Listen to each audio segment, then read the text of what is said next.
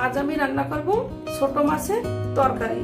এজন্য আমি নিয়েছি ঝিঙ্গা, ভেন্ডি এবং নদীর ছোট মাছ, আর নিয়েছি পেঁয়াজ কুচি, কাঁচামরিচ আর আদা রসুন একসাথে বেটে নিয়েছি, আর নিয়েছি হলুদ গুঁড়া, মরিচের গুঁড়া, আধা টিস্পুন জিরার গুঁড়া এবং লবণ।